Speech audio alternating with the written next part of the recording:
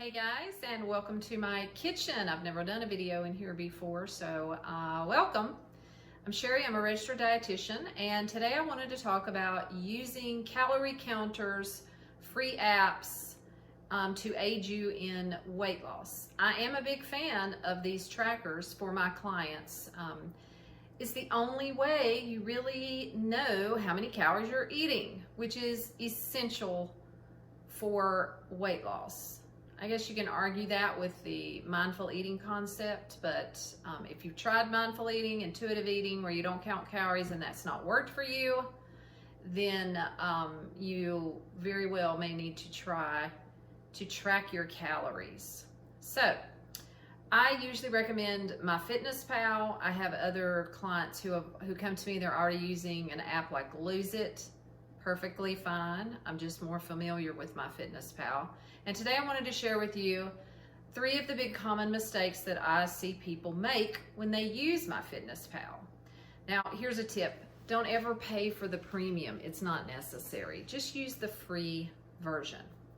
All right, so one thing I see people do that hurts their calorie count for the day is that they estimate the portion sizes. They don't want to measure things out. I'm going to give you, here's an example. I went into my refrigerator. This is some leftover couscous.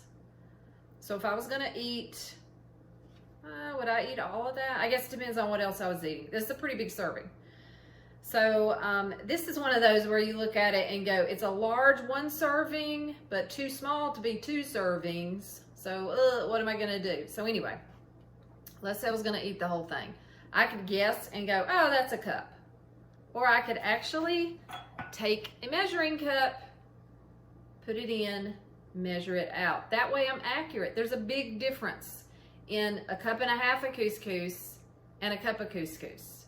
It makes a difference. When you're only talking about 1,800 calories, somewhere in there, 100 calories can make a big difference. So make sure you're measuring things out. Another common mistake people do is they think if it doesn't have many calories, I don't need to enter it. Celery, it's celery. It's 3 sips. Yes, it's soda, but it's 3 sips. What's the big deal? Every single calorie counts. You don't want to go jogging and not get the credit for every single step you took. So you can't eat things, whether they are low calorie or high calorie, and not record them and expect to see the accuracy in your results. All right, what's the last thing? Oh, I know. I see this one where people enter a food that's not really the food they've got. It's just the equivalent in MyFitnessPal. A woman came in and she's like, her appointment was probably like 2 o'clock in the afternoon. She's like, I'm doing phenomenal. Like, I've only had 390 calories today and I'm not even hungry. And I said, wow, okay, so what have you had to eat today? So when she tells me what she's had to eat, I know in my mind there's no way that that can only be 390 calories. So when we got into it, she had eaten lunch at Panera Bread and gotten a grilled cheese sandwich. But when she went to enter it in MyFitnessPal, she entered a generic grilled cheese sandwich. When we looked it up, there was a difference of 224 calories that she had eaten at Panera. She hadn't even equated for in MyFitnessPal.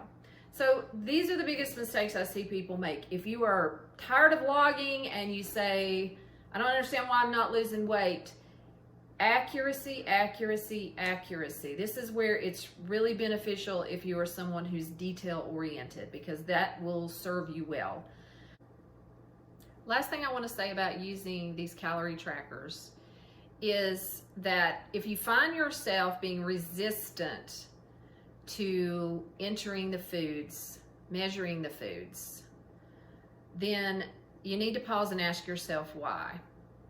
And when I talk to people, let's say a client's supposed to enter everything for the past week, and then I meet with them and they've only entered 5 days. They didn't enter anything for 2 days. And then we talk about why. I will get reasons like, I just didn't have time. We were eating out a lot, so I couldn't measure. I just didn't know. Okay. All of these are a smokescreen. it's BS, okay? So what you need to do is get real with yourself. And what I find is 90% of the time when people do not enter the food, it's because it provides a level of accountability they are not ready for.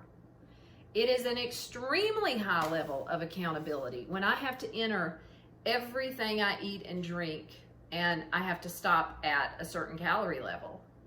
Then it's really challenging. Wouldn't it be better for me if I just don't know what I've eaten today, and I'm just gonna stick my head in the sand and I'm just gonna kind of guess and go like, yeah, I've done pretty good today. You see what I'm saying?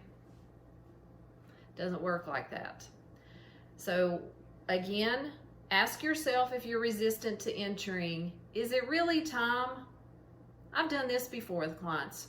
They said I didn't have time. And I said, okay, take out your fitness tracker right now, and I want you to enter everything you ate yesterday. And I literally time them. It usually takes less than 3 minutes. I'm like, so you didn't have 3 minutes? Yeah, you did have 3 minutes.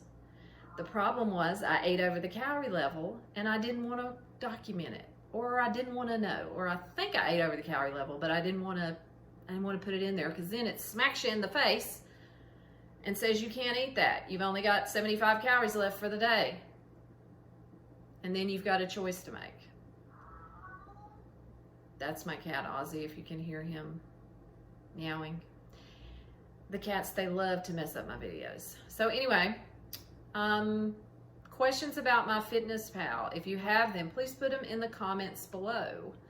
So I'm happy to answer any questions you may have and tell you how I use MyFitnessPal with my clients. I think that's it for this video. Thank you. If you subscribe to my channel, thank you. If you haven't yet subscribed and you enjoy my videos, please consider doing that. Or if you've enjoyed this video, at least click that like button. What it does is tell YouTube to show my content to more people so my channel can grow. My channel grows, I get my message out to more people.